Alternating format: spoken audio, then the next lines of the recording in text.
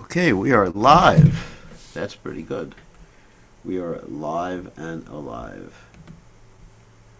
Okay, we're going to chant now, and then after that we'll ask for prayers for these devotees who have COVID. And let's just get the guitar.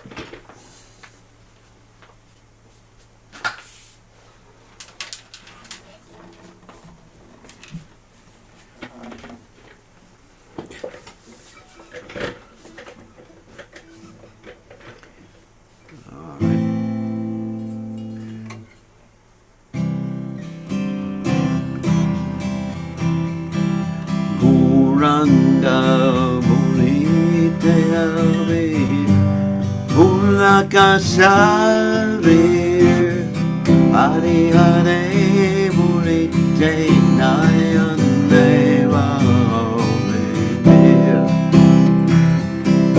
Arakabe Nitajan Deva Koruna Haibe Samsara Vashana Murata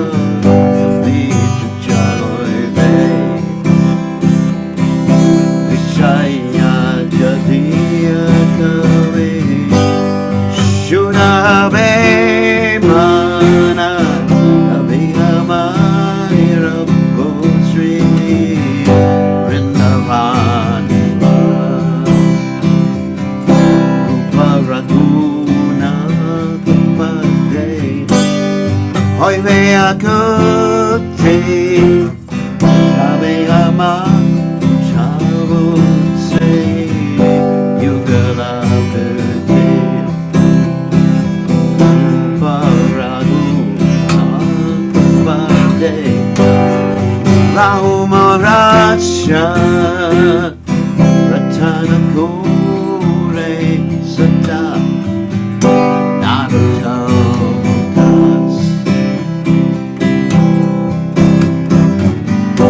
Korangava Niteame Ulakalatsari Hare Hare Hare Buite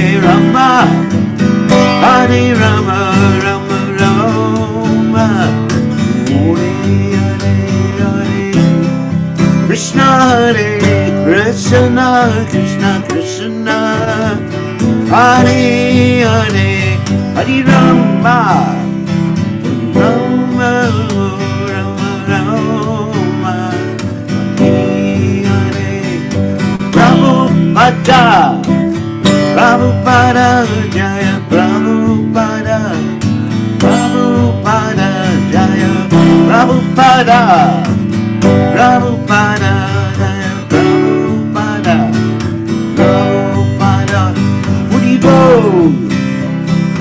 Bo, Hare Bo, Hare Bo.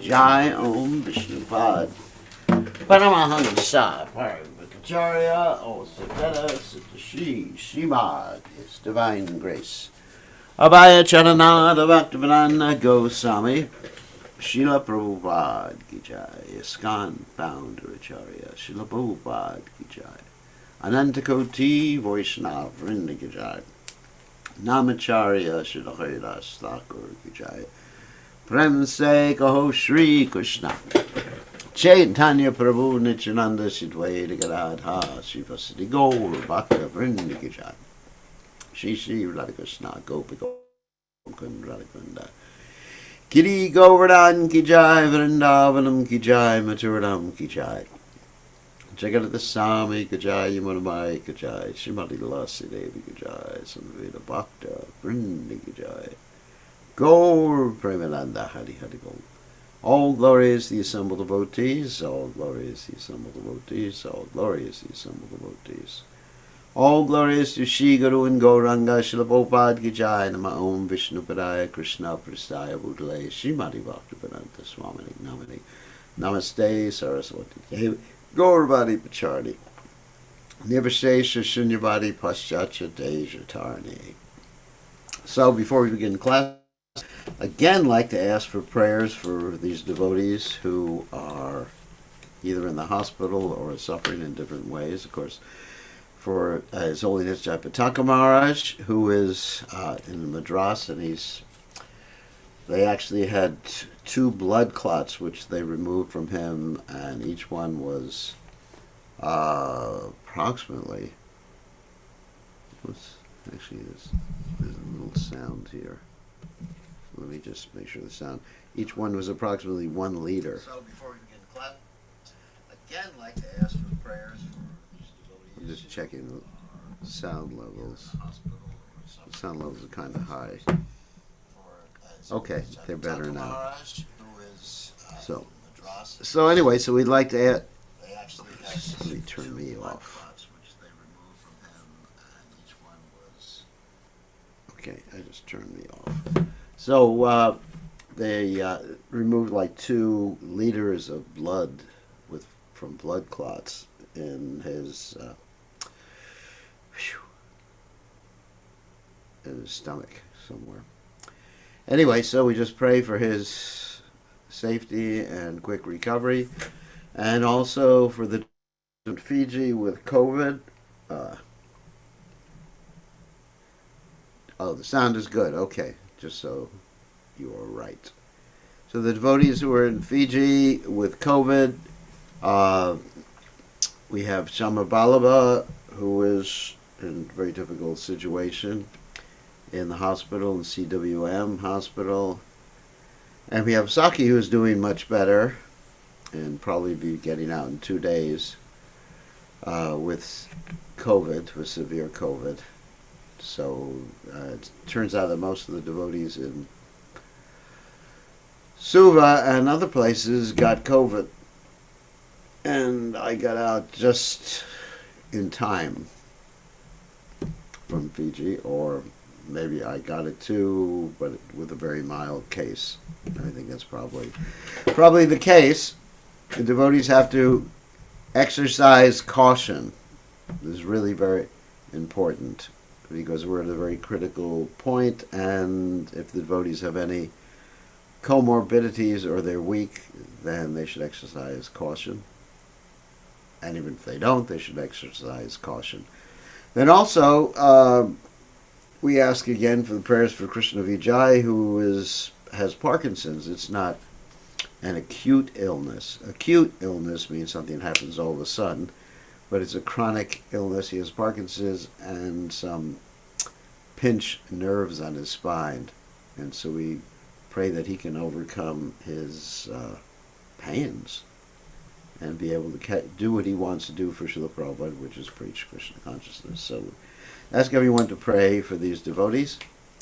And as everybody can see, I'm in Vrindavan.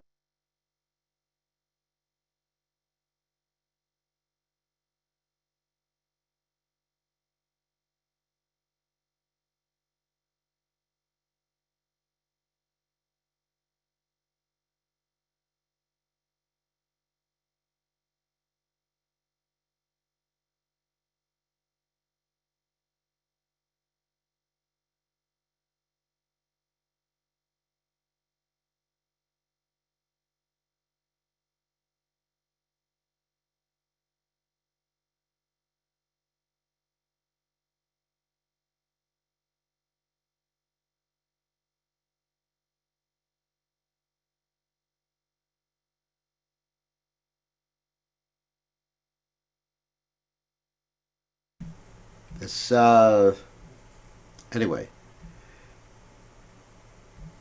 this program Zoom sometimes has some bugs to it. So I just have to make sure I got the right settings. If I don't have the right settings, then it freezes up.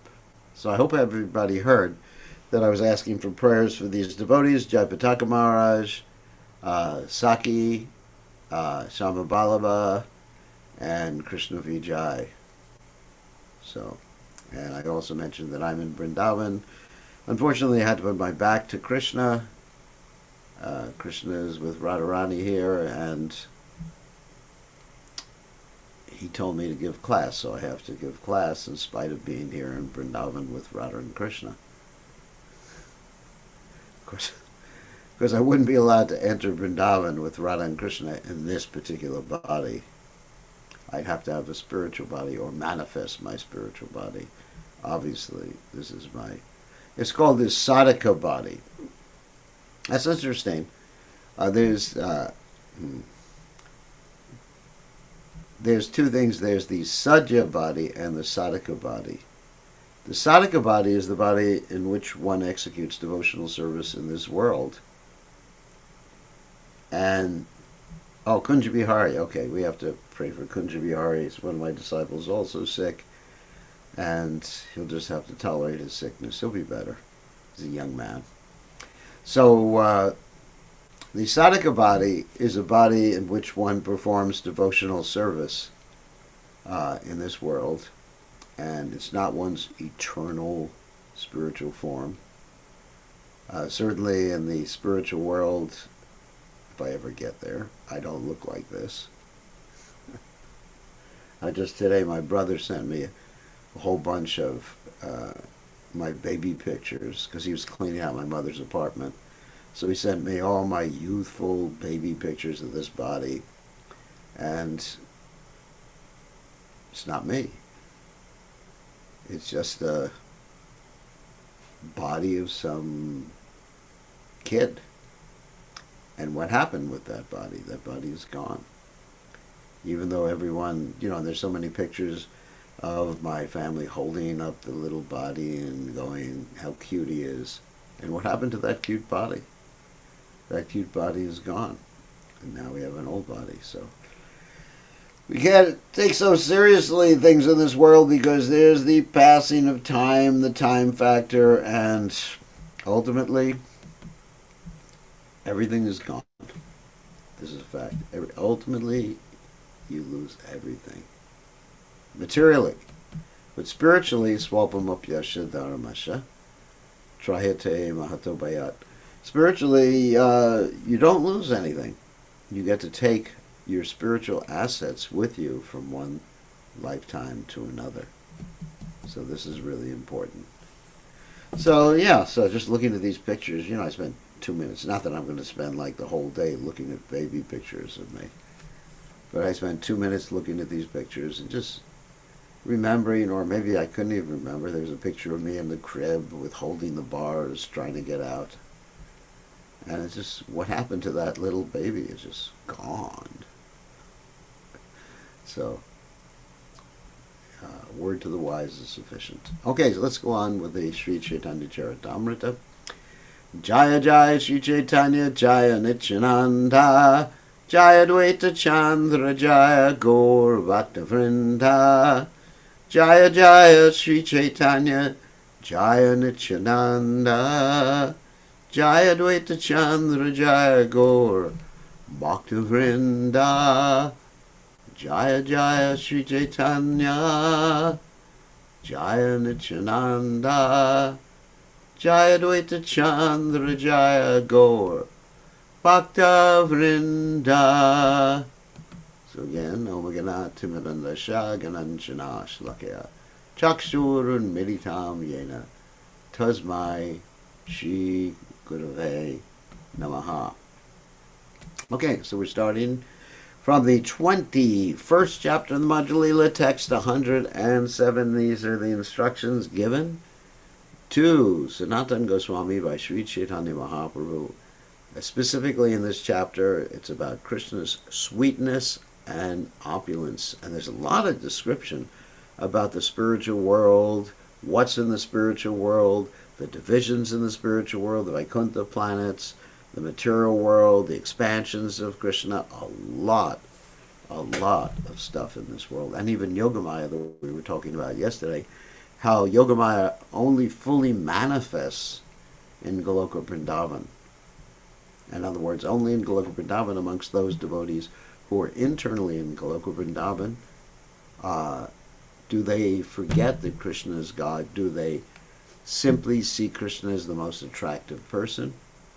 Do they have these most intimate pastimes with Krishna, unexcelled beauty?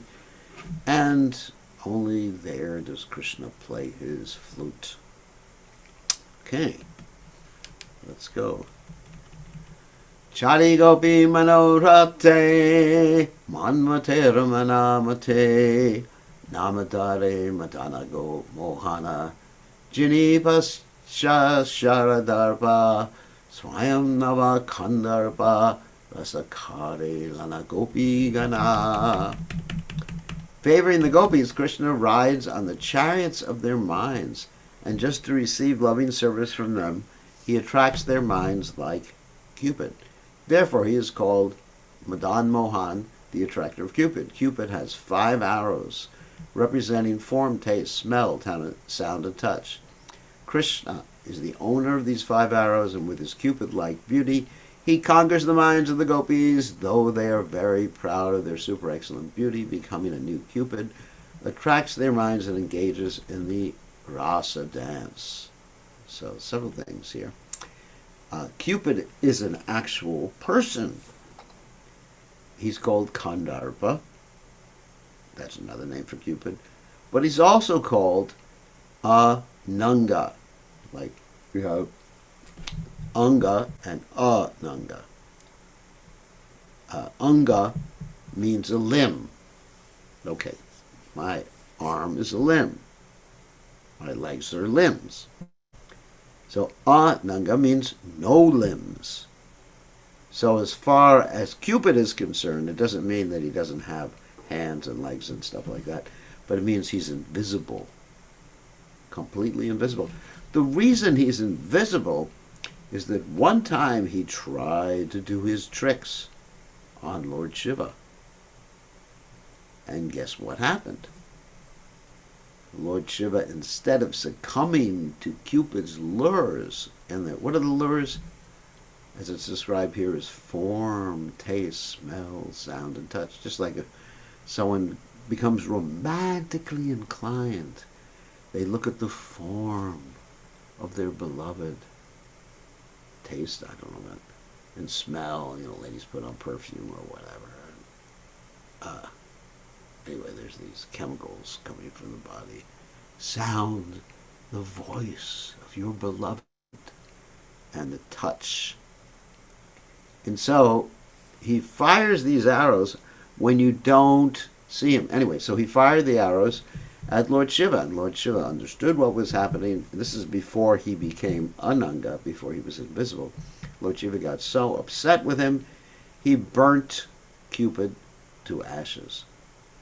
And because Cupid does not have a gross body anymore, gross body means Panchamahabhuta, a body that we can perceive, at least with our gross senses, then he has a subtle body, and he does his business being invisible. So Krishna will, not Krishna, of course. I'm thinking of Krishna, unfortunately. So Cupid, he goes up to you when you're not looking and fires his arrows, and all of a sudden you are in love. Yuck. Oh, sorry about that. Anyway, then you're attracted to someone or something like that. So this is very dangerous. He's a very dangerous personality. Prabhupada one time said Mr. Lust, called him Mr. Lust. Anyway, so Cupid, getting back to Cupid, one of my favorite topics.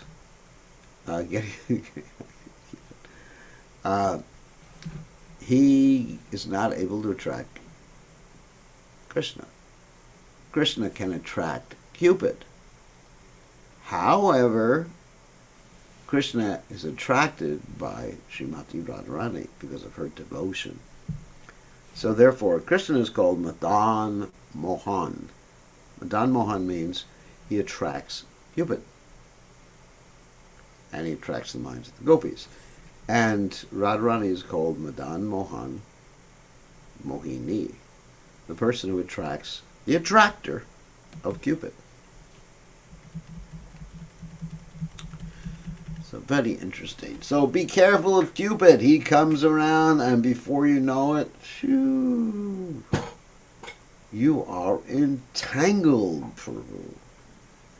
Nijasama Saka Sange Gogana Charana Range Avrindavane Swachanda Vihara Yanravenu Dvani Shuni Stavara Jangama Prani Pulaka Kampa Ashru Mahidara. Interesting verse.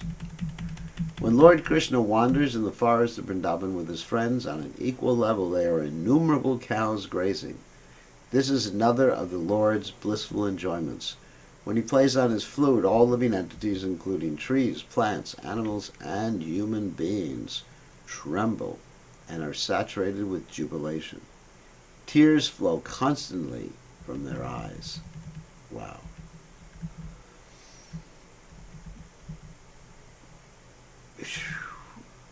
So the playing on his flute is a vibhava that awakens emotions. Muktahara bakapanti indradanu pinjatati pitambara vijuri sanchara Krishna nava jaladara jagat shasho para varishaye lilamrita dari. Krishna wears a pearl necklace that appears like a chain of white herons around his neck.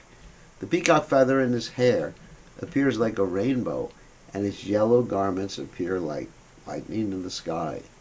Krishna appears like a newly risen cloud, and the gopis appear like newly grown grains in the field. Constant rains of nectarian pastimes fall upon these newly grown grains, and it seems that the gopis are receiving beams of life from Krishna exactly as grains receive life from the rains. Very poetic. Madhurya Bhagavatha Sara Vrache Kaila Parachara Taha Sukha Vyasera Nandana Stani Bhagavate Vaniyache Janaite Taha Shuni Mate Bhakta Gana. The Supreme Personality of Godhead, Krishna, is full in 6 opulences, including his attractive beauty. We talked about this yesterday, actually, which engages him in conjugal love with the gopis. Such sweetness is the quintessence of his qualities. Shukadeva Goswami, the son of Vyasadeva, has described the pastimes of Krishna throughout Srimad Bhagavatam. Hearing the descriptions, the devotees become mad with love of God. It's called Divyon Mada. Divyon Mada means transcendental madness. Kahite Krishna Rase Shlokapade Prema Veshe Prema Sanatana Hatya Dari Gopi Bhagya Krishna Guna Yekari Lavarnana Bhava Veshe Mathura Nagare.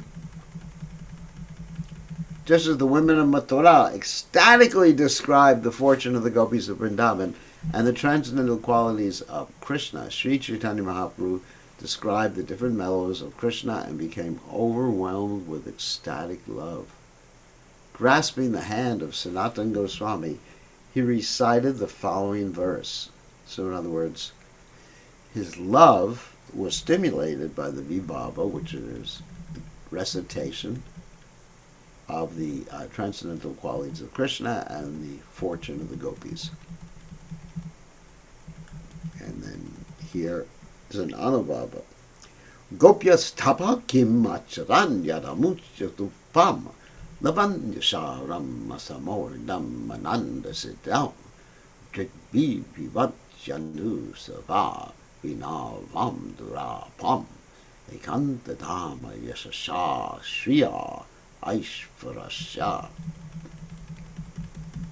What austerities must the gopis have performed with their eyes? They always drink the nectar of the form of Lord Krishna, which is the essence of loveliness and is not to be equaled or surpassed. That form is the only abode of beauty, fame, and opulence. It is self-perfect, ever fresh, and unique. This is a verse from the Srimad Bhagavatam 10:44. 14, it was spoken by the women of Mathura when they saw Krishna in the wrestling arena. It's after Krishna left Vrindavan, obviously. Taranyamrita paravara taranga lavanya sara tate sevata abarta pavodgama vangshi dhvani chakravata narira Manatrina pata tahan dubhaya nahaya udgama. The bodily beauty of Sri Krishna is like a wave in the ocean of eternal youth. In that great ocean is the whirlpool of the awakening of ecstatic love. The vibration of Krishna's flute is like a whirlwind, and the flickering minds of the gopis are like straws and dry leaves. After they fall down to the whirlwind, they never rise again, but remain eternally at the lotus feet of Krishna. Wow. So just picture that. Now, when Krishna plays his flute, whirlwind means like a tornado, basically. And the tornado picks up everything in its path. So it just picks up the gopis, and they're just like strewn everywhere. And they just fall down in the whirlwind right at Krishna's feet. What a very picturesque way of expressing Krishna's flute playing and the gopis' consequent response to hearing Krishna's flute. Saki he kontapa kaila gopi gana Krishna rupa samadhuri pivi pivi netra bare shagya kare janma thanu mana. Oh, my dear friend, what severe austerities have the gopis performed to drink his transcendental beauty and sweetness through their eyes in complete fulfillment. Thus they glorify their births, bodies, and minds. So what austerity have they performed? Not mundane austerities, that's for sure. Because Krishna says in the Gita, those who torture the body and the indwelling supersoul and perform all these harsh material austerities, they're to be known as demons. So the austerity the gopis have performed is giving their heart to Krishna and relinquishing their own self-interests.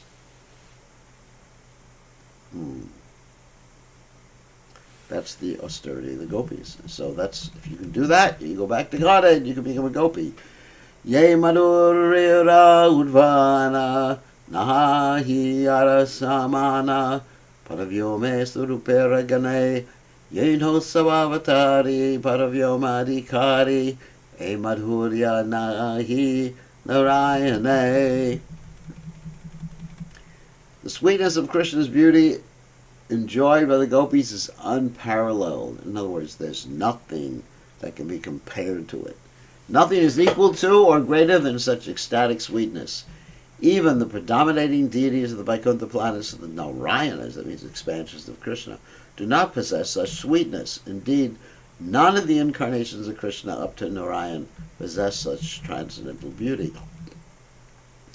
Tate Sakshi Se Rama Narayanera Priyatama Pativrata Ganero Pasha Tinho Ye Madhurya Lobe Chari Sava Kama Boge Vratakari Kadilat Tapasha. The vivid evidence in this regard is that the dearest consort of Narayan, the goddess of fortune who is worshipped by all chaste women, gave up everything in her desire to enjoy Krishna, being captivated by his unparalleled sweetness. Thus she took a great vow and underwent severe austerities. And of course, this was also brought up by Venkatabhata, by Lord Chaitanya Mahaprabhu in his discussions with Venkatabhata. He was teasing Venkatabhata, who was in Srirangam and a devotee of Lakshmi Narayan, and he said, "Your Lakshmi, she performed austerities for all these years just so she could be with Krishna, but she wasn't successful." Seta Madhurya Sara Anya Siri Nahitara Tinho Madhuryadi Gunakani Arasaba Prakashe Tanradata Guna Base Yahanyata Prakashe Kariya Jani. The quintessence of Krishna's sweet bodily luster is so perfect that there is no perfection above it.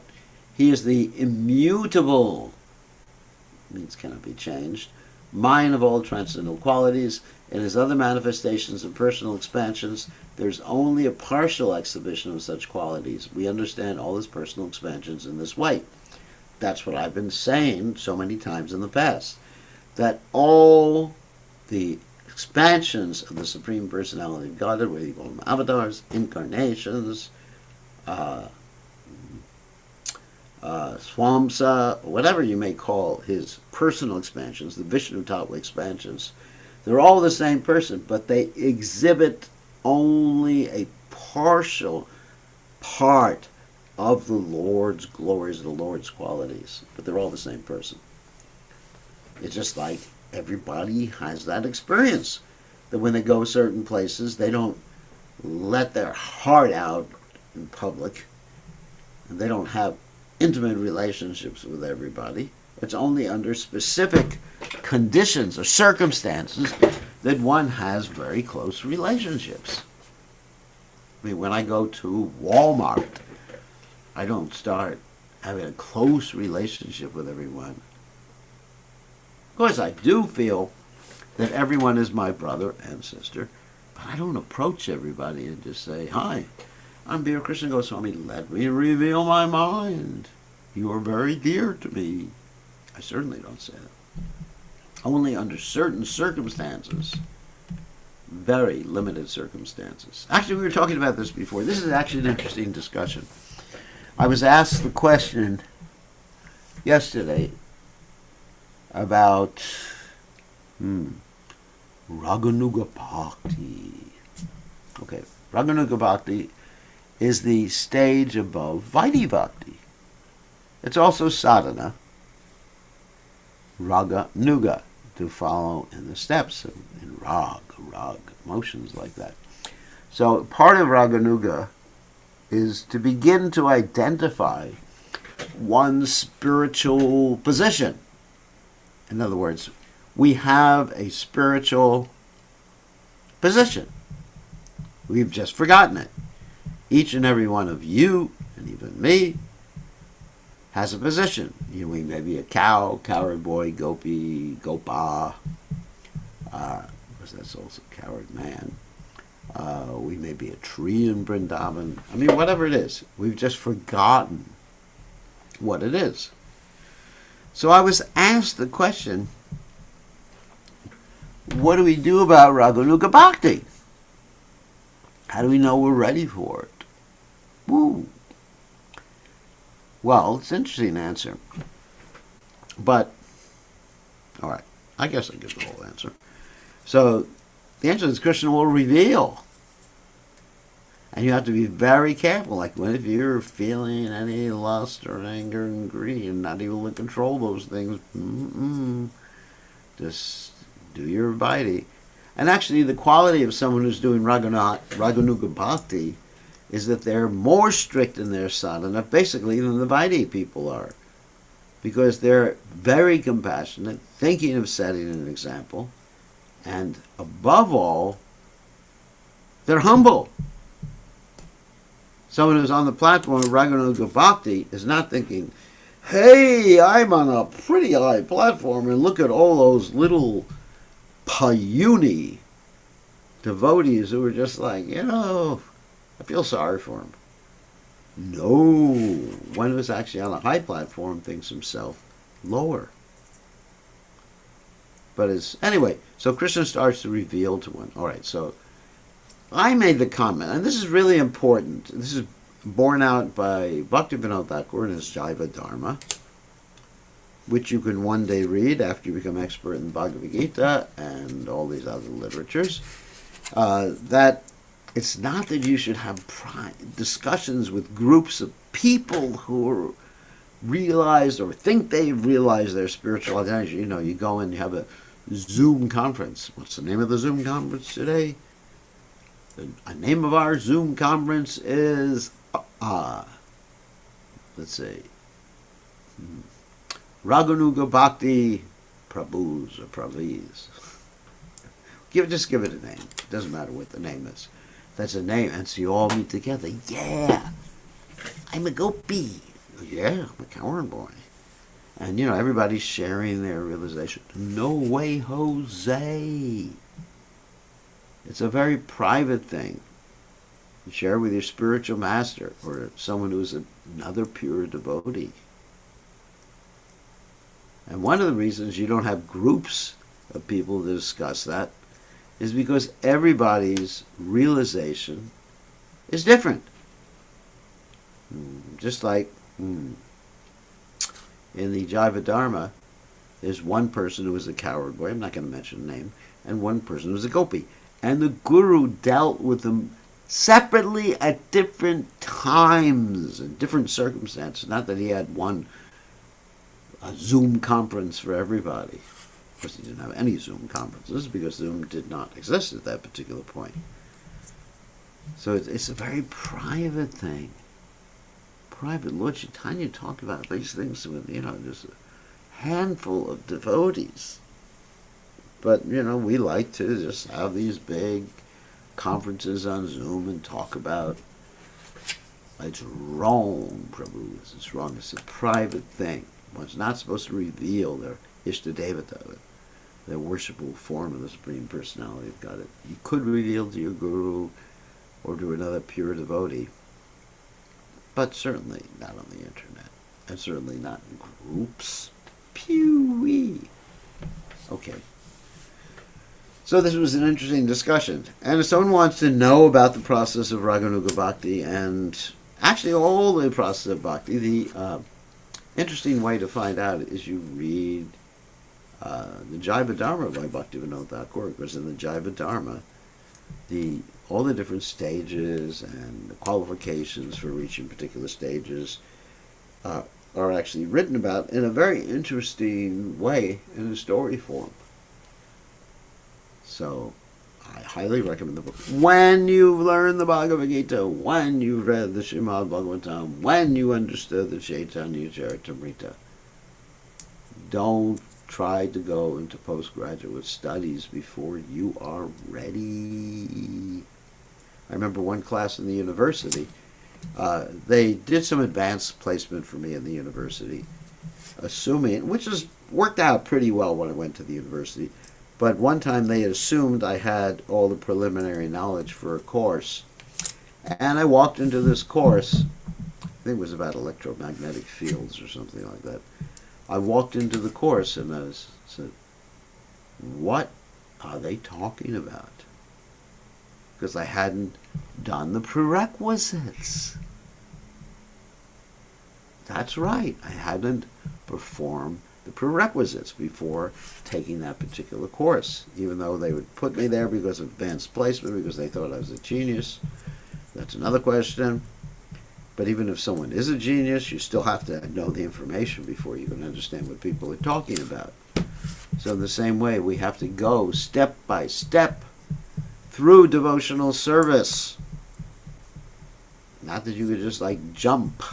Big belly, big monkey, sail on jumping, melancholy. Okay, sorry for that. Gopi Baba Dhara Prana Nava Kshana Kshana Thara Ge Krishna Ramadurya Don't He Kare Uday Huri Bale Mukha Nahi Mudi Nava Don Hara Prachurya. Both the gopis and Krishna engage in competition. The gopis' ecstatic love is like a mirror that becomes newer and newer at every moment and reflects Krishna's bodily luster and sweetness. In other words, Krishna's bodily luster and sweetness also increases at every moment. Thus their competition increases, since neither give up. Their pastimes become newer and newer, and both sides constantly increase, because it's bhakti. In the material world, for people to attract others, there has to be so much makeup. But in the spiritual world, it's just the heart. There's no makeup on the heart. You can't hide things from Krishna. And Krishna can't hide things from the gopis. Karma tapa yoga jnana, vidhi bhakti japa jnana, iha haite madhurya durlabha, Kevala ye raga marge bhaje Krishna anurage Hare Krishna madhurya sulabha. The transcendental mellows generated from the dealings between the gopis and Krishna cannot be tasted by means of fruitive activity. That means when you want things in this world. Yogic austerities or speculative knowledge, regulative devotional service, that's interesting, mantra yoga, or meditation. This sweetness can be tasted only through the spontaneous love of liberated persons who chant the holy names with great ecstatic love.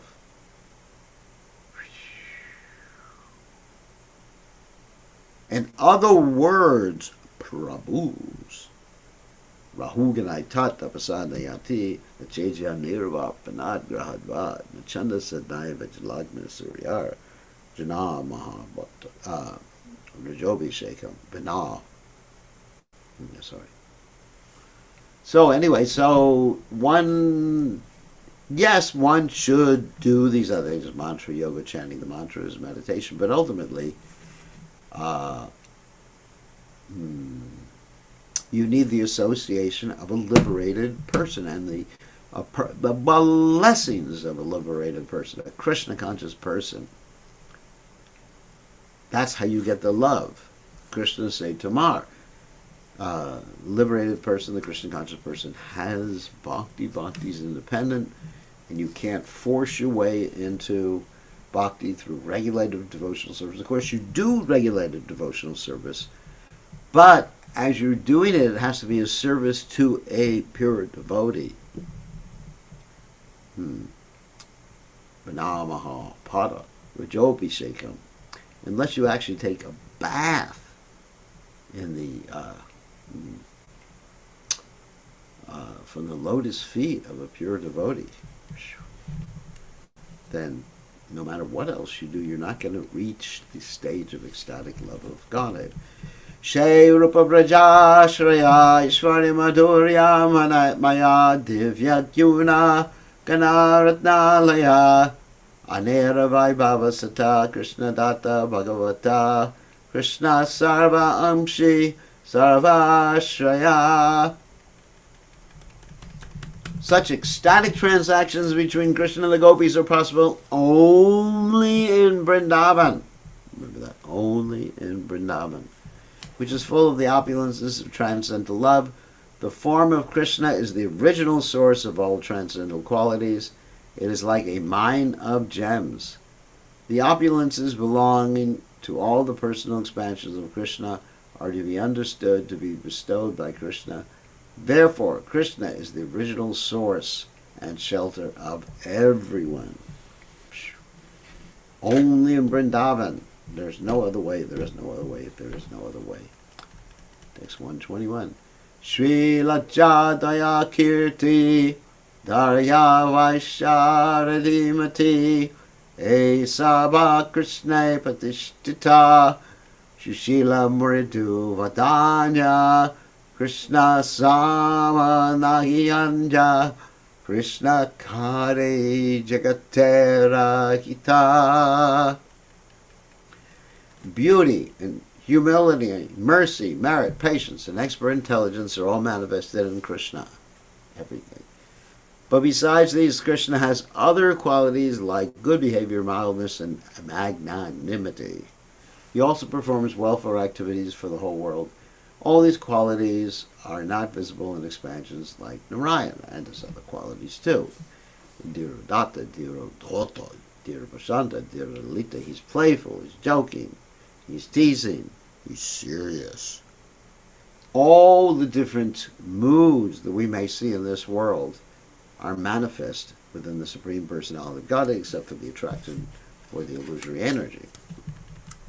But emotional manifestations are present. Srila Bhaktivinoda Thakur mentions that the qualities of beauty, humility, mercy, merit, patience, and expert intelligence are brilliant qualities, and when they're exhibited in the person of Narayan, one should know that they are bestowed upon Narayan by Krishna. Good behavior, mildness, and magnanimity are found only in Krishna.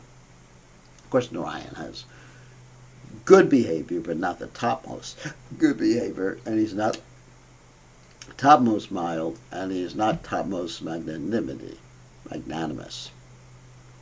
Compassionate. Magnanimous means compassionate. When you see Lord Caitanya, what is it? Same thing. Namo Maha Vadanyaya Krishna Prema Pradayate. Krishnaya Krishna Chaitanya Namne Gora to say Namaha. That I offer my respectful obeisances unto the most munificent, magnanimous personality of Godhead, because Lord Chaitanya is Krishna, in the mood of Radharani. So he's more merciful than Krishna, more magnanimous than Krishna, more mild than Krishna, better behavior than Krishna. Only Krishna performs welfare activities for the whole world, let's say the topmost welfare activities. That doesn't mean Narayan doesn't perform activities that are meant for welfare, but the topmost welfare activity is to give Braja Prem. Try to remember that. That's the topmost welfare activity. If you get Braja Prem, you are blessed. And right now we have Maya Prem. Okay, so we went to 121 today, and tomorrow we should be able to continue from that particular point. So let us take some questions. Krishna wants me to turn myself back to him in this picture, so probably the cow over there. So we'll take some questions after I stop sharing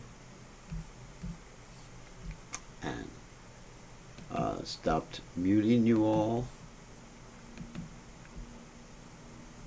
Okay, you are allowed to unmute. And what you can do, let me just do this one thing so I can see all the participants. Okay, so you can raise your hand, type your question, or raise your voice. Unmute yourself and raise your voice. No questions. Okay, this is your last opportunity for questions. Questions, comments, problems, issues about any spiritual subject matter. Okay. Hare Madhava. Okay. Hare Krishna Dandavat Maharaj. So, yeah, it is not from today's reading. Today reading was fantastic. That's why it was maybe not many questions. But anyway, I'm asking about a question few days earlier we read. I know somebody, I know you were describing by your some incidents with you. Some person did not know in gathering that you are Guru and GBC, and he said Prabhu, and then of course someone knew, and then this person said, hey, gently, he is Guru, he is GBC. So anyway, but you were describing, which is so magnanimous and so humble of you that it doesn't matter to you what he said, Prabhu, or even he understood Guru or Maharaj, whatever he said, but it didn't bother you. You are beyond, way above that. So understandable. Similarly, when we try to love Krishna, when Krishna is the ocean of mercy, bliss, and everything in full. So, what little our love can make any dent into his ocean? So, why does it should matter to him? It, well, because Does he it loves matter to us. him? Does it matter to Yes, it him? does, because he loves us. He wants the best thing for us. He's like a good parent. Like the parent, for example, the example Prabhupada gives oftentimes is that the parent and the son or daughter may be sitting down at the dinner table, and the son or daughter may offer a little something from his plate back to the parent, the mother or the father. And so the mother and father don't need that. It's not an ontological need.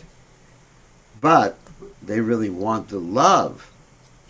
So Krishna wants the love, and he's concerned. So it's not a question of ego. I mean, if I was to get upset because someone didn't call me by the right name, that would be false ego. Whereas Krishna, he's not. He doesn't have that false ego. He just acts for everybody's benefit. That's love. I mean, even when Krishna kills Shishupal, it's not that Krishna's because of some false ego. He criticized me enough times. Got to get rid of the creep. But it was for the benefit of Shishupal. That is brought out by Shukadev Goswami when Maharaj Pariksit brings out the point. Isn't it that the Lord is partial? He kills the demons. Well, the point is the killing of the demons. Of course, we know they're liberated, but the killing of the demons is done because Krishna is concerned with the benefit. What's the best thing for that particular individual? The best thing for the demon. So that's love, which is a completely different category. It's not an ontological issue. It's a emotional issue. It's love. So Krishna wants our love because he loves us, not because he's lacking anything. Krishna's not lacking anything. Krishna has everything.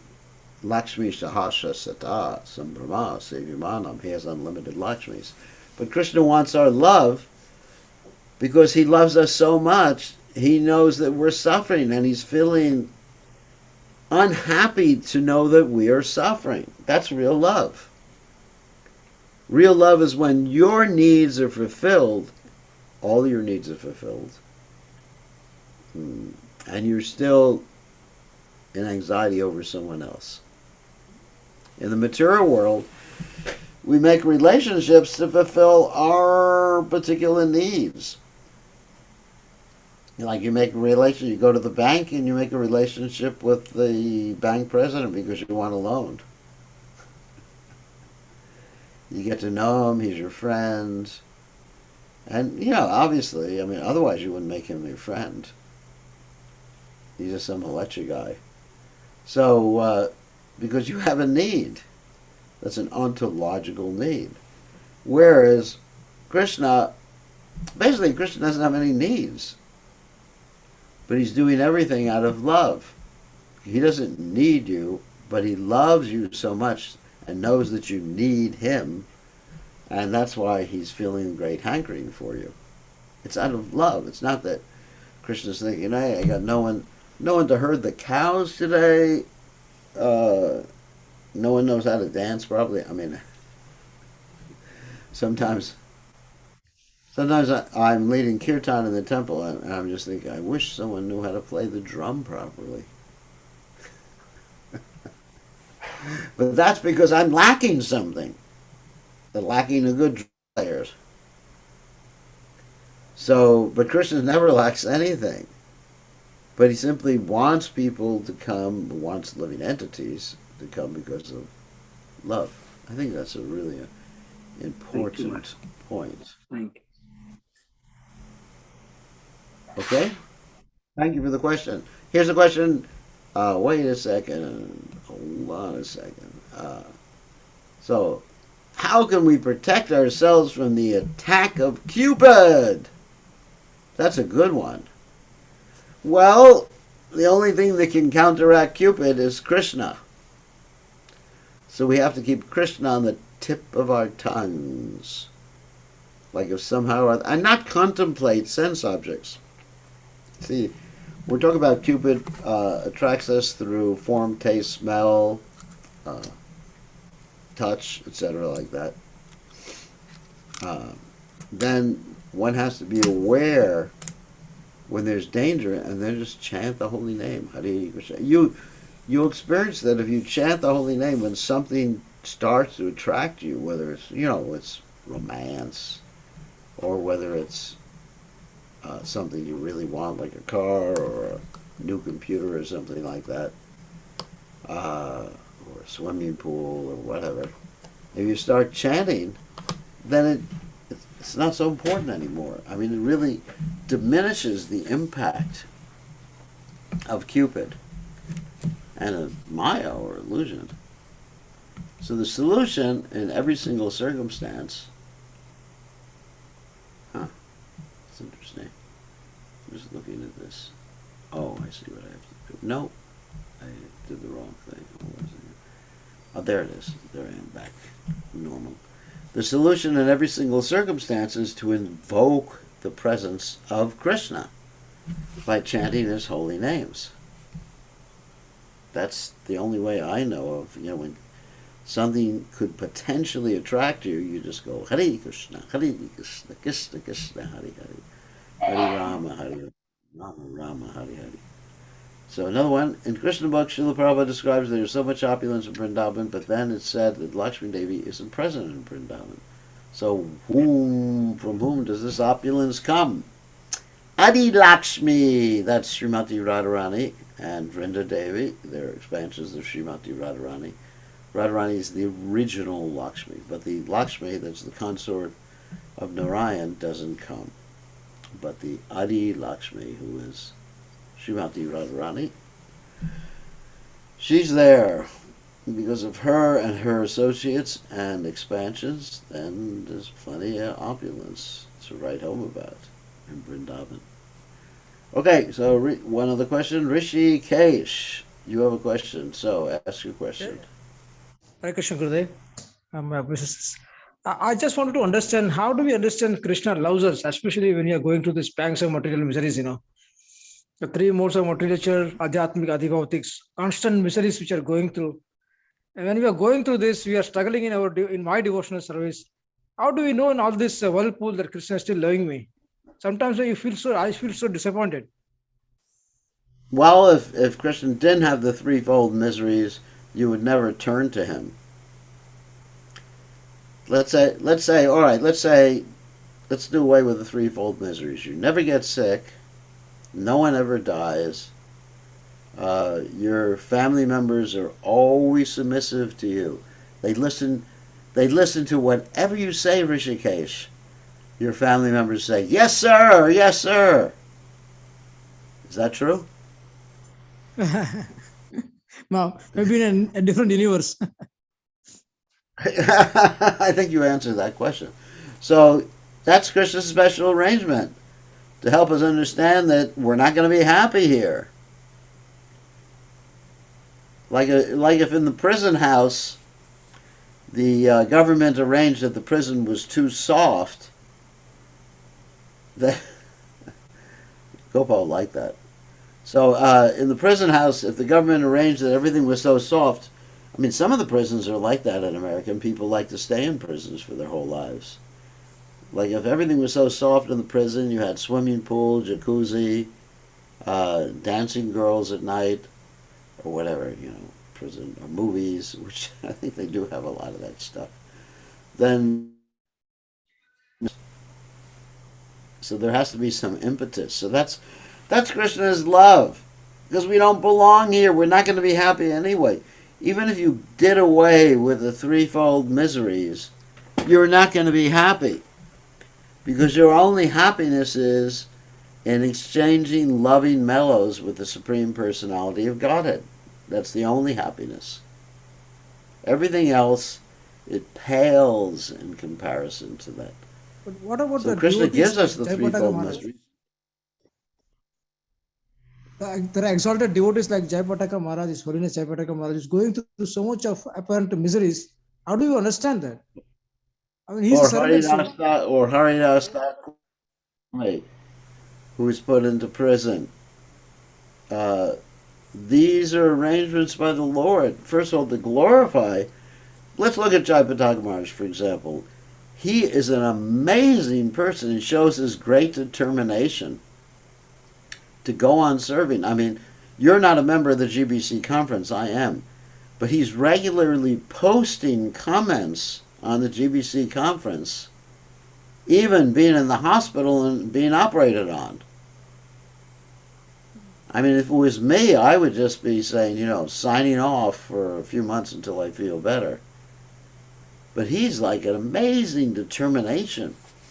And we're admiring him so much for that. So Krishna's arranging that. Krishna arranges that devotees go through tests to glorify them. And in any case, we do have to get old, we do have to get sick, and we do have to leave this world. Where's the case of any devotee who has not left this world at a certain point? I mean, I don't think there is a case of any devotee who has not left this world.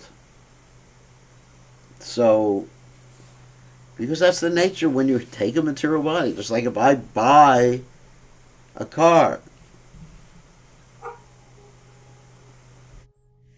Dhruva Maharaj, no, Dhruva Maharaj had to leave this world. Eventually.